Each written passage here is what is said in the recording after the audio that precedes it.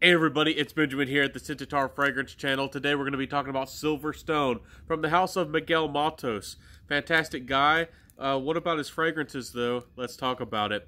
First off, before we do, y'all know what to do down below if you like my content. Like, comment, subscribe, hit that notification bell, and hit all notifications so you never miss out on an episode. I've been uploading daily, so please do that for me. And let's talk about this fragrance. It's called Silverstone.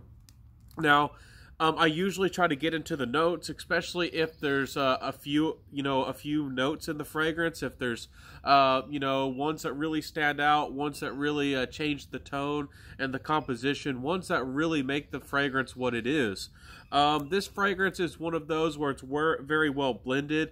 It's not really about the notes. It's really about the, the outcome, the sum, the end of what the notes create in the smell. There's not a lot of notes to this fragrance that exactly jump out. There is interesting, the jasmine and how it works in this fragrance to me is quite unique. But for the notes, I really don't want to list any. Y'all can go to Fragrantica and on the internet and look up, there's a lot of notes that go into this fragrance.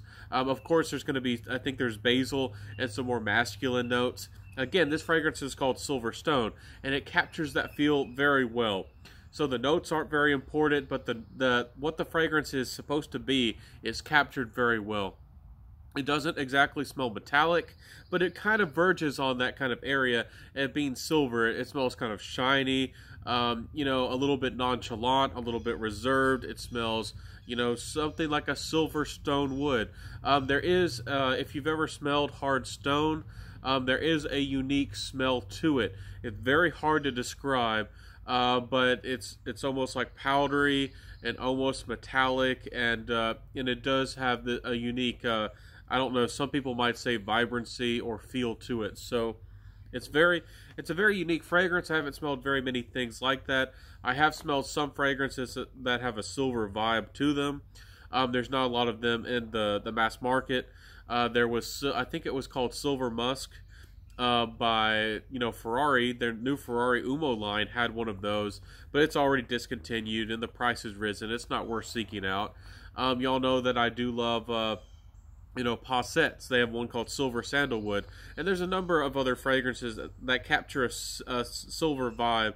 So as a fragrance aficionado, I don't feel like the silver vibe is extremely unique. I think that the stone kind of vibe captured here is a little bit more unique than the silver vibe. But if you're not particularly deep into fragrances, the silver aspect of this still might be very unique. And to the average person on the street, this is certainly unique. It's different. I wouldn't say it's daring in the sense that it's strange or off-putting to the average person, but it is a little bit more of a daring scent. So it's not strange though. It's a little bit more reserved if you're a gentleman. If you love things like Grey Vetiver by Tom Ford, I think that this is going to be a little bit more in your area. Some people love to use the word wheelhouse. It's going to be a fragrance that makes sense to you if you like a little bit more of those austere citrus, almost metallic kind of fragrances. So it's a nice smelling fragrance. It's not something that I particularly love. I'll make some recommendations at the end of the video. Please stay tuned for the end of the video. For longevity, this is kind of, for me, a hard thing to describe because a lot of these earlier releases from Miguel, again, I highly respect you, your ambition, your story, your personality. When you were on Instagram all the time, I tried to catch you as often as I possibly could. I tried to watch you every single time. But anyways, this is a fragrance that to me doesn't project very well. It's below average projection, and I'm getting 5 or 6 hours of longevity, even though you can tell that there's an aldehydic feel to this fragrance, that there's aldehydes hidden, coming from some source in this fragrance, creating this aldehydic feel. I don't get a lot of performance out of this fragrance exactly. I'm sure on clothes I could probably get 7 hours or so, but this is a little bit more of a reserved fragrance. I do think that it fits the style of the fragrance, being a silver stone. That's a little bit more reserved of a fragrance. I think that the performance actually matches the feel of the fragrance pretty well. I wouldn't really complain about the performance, but I do wish that there was perhaps a little bit more sillage. Maybe the base notes, you know, something that gave it a little bit more weight in the dry down. That's always something that, you know, I feel maybe lighter compositions, or this fragrance almost makes me think of an aromatic. And those aromatics are beautiful, but sometimes I wish that there was a little bit more in the dry down, a little bit more in the base to give it a little bit more weight and heft and last a little bit longer. But anyways, this fragrance smells nice. It has decent performance, maybe a little bit below average on your skin. But again, it's up to you. Test out these fragrances if you've been looking into them. You know, I don't get great performance out of Creed, or, you know, some of these fragrances out there that some people say they get good or maybe even above average. I sometimes just get average. So it's really going to depend on your skin. Anyways, let's jump to the compliment factor.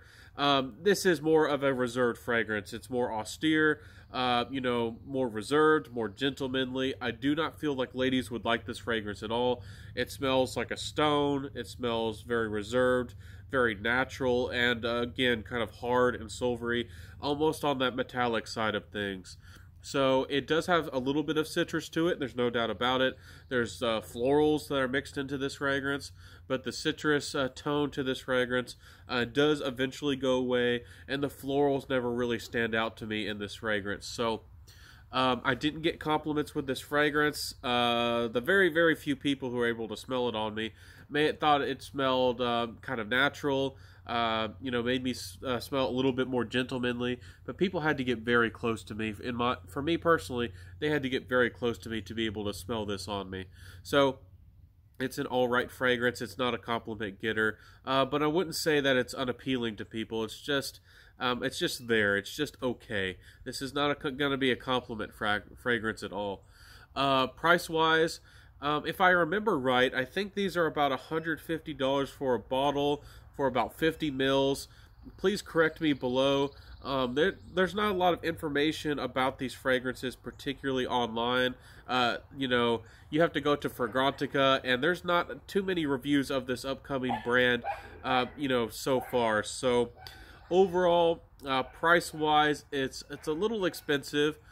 For the quality, you know, I'm not sure if this is really worth the price. I have to be honest. Again, I respect you, Miguel Matos.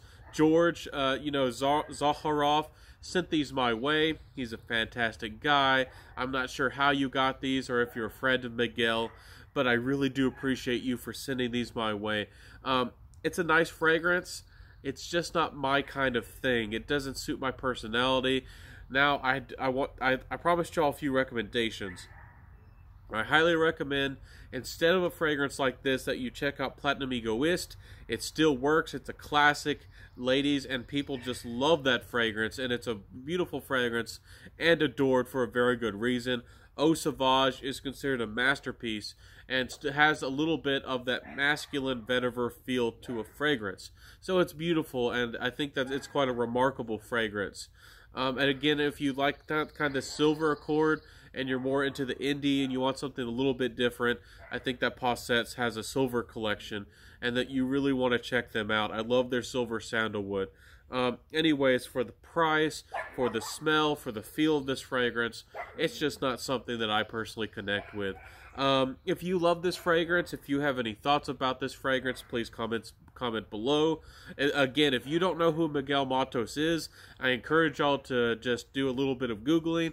Get out there and get on your search browser and just type in his name and learn a little bit more about him.